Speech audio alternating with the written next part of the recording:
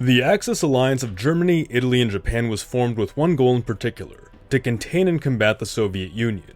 While today we think of the Axis powers as a vehicle through which Germany attempted to gain control over the whole of Europe, that wasn't necessarily how it started out, at least in the eyes of the other powers. To Germany, Italy, Japan, and a number of other states, the greatest threat they all shared was that of international communism promoted by the Soviet Union. The Axis trio was not alone in these sentiments, and naturally other states were considered to join the alliance. China, which had long been combating communism under its nationalist regime, was a strong contender, but because of disagreements with Japan and a conflict of geopolitical interests, they never became a formal member. A similar such case is that of Poland. Outside of the Axis alliance, the Soviet Union had perhaps no greater enemy than the newly established Polish Republic. The Poles maintained a deep animosity toward the Russian-led Soviet Union for having subjugated them for so long under the Russian Empire, and even aspired to break the Soviet Union up, developing the ideology of Prometheism, whose goal was to promote nationalism within the Soviet Union, leading to ethnic rebellions in Ukraine, Finland, the Baltic countries, Belarus, and beyond.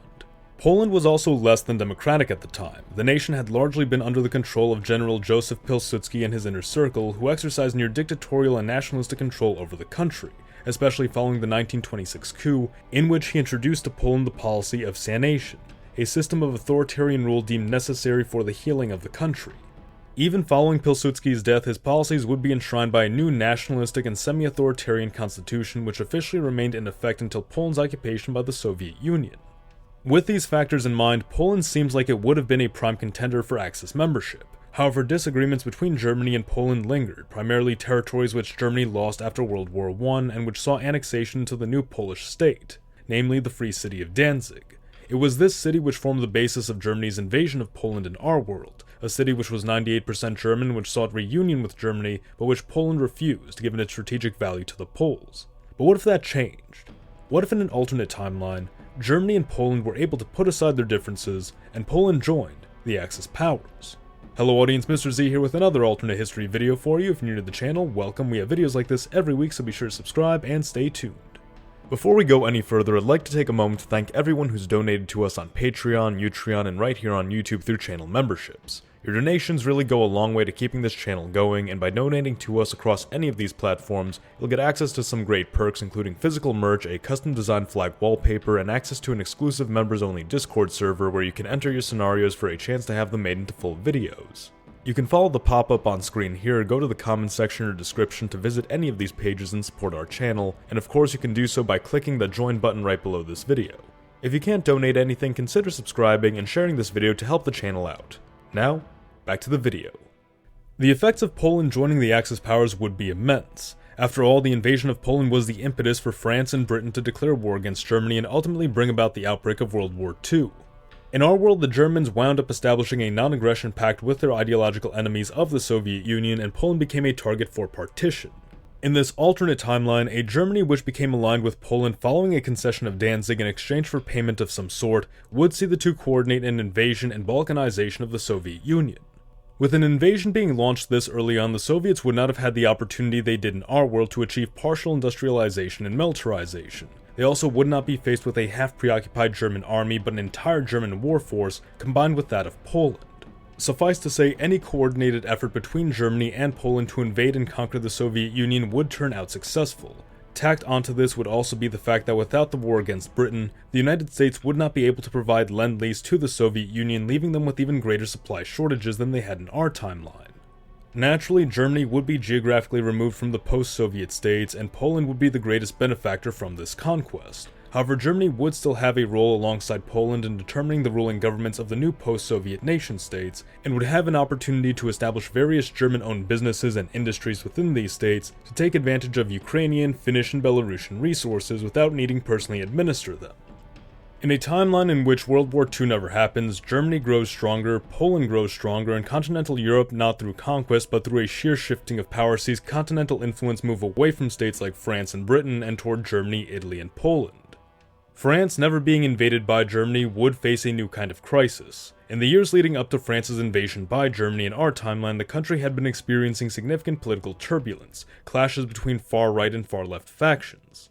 Many across Europe began to question whether France would become a socialist country, having already seen the election of a socialist prime minister in the form of Léon Blum.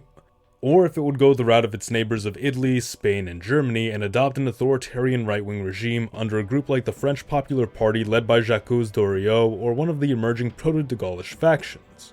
It is very possible that a France which never underwent invasion by Germany would have seen an internal struggle for power akin to Spain's civil war.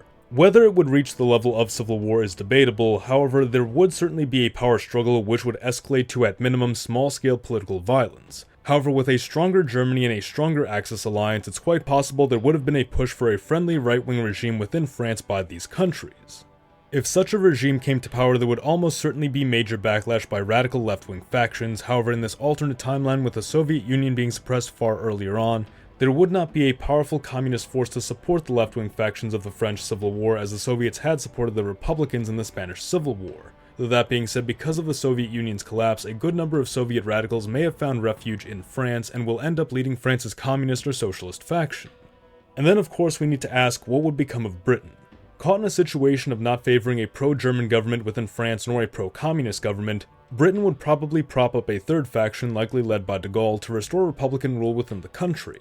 Rather than this period see a world war, the Europe of this timeline would instead see a mass proxy war within France, pitting French socialist rebels and Soviet remnants against pro-British Republican rebels and an incumbent far-right pro-German regime.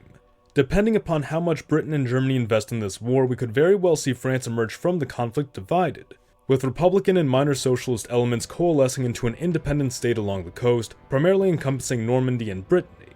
Naturally, the land advantage would allow the pro-German faction to continue receiving direct aid from its right-wing neighbors, while Britain would only be able to provide similar aid to the coastline without risking an escalation of the war into something greater.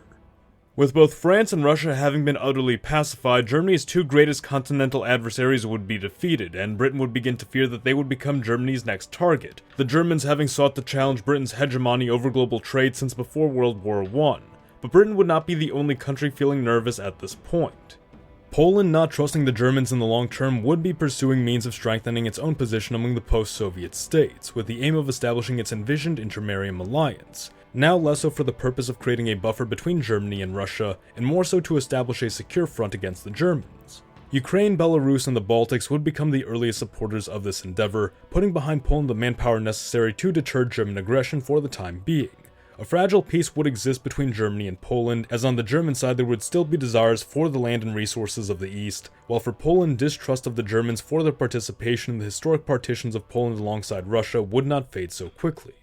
As Poland fortified its defenses and Germany began preparing for what it suspected was a Polish betrayal, a power struggle would soon emerge within the European axis between the Germans and Poles, with Italy remaining neutral, France supporting Germany, and Poland courting the support of Britain and West France. But what do you think?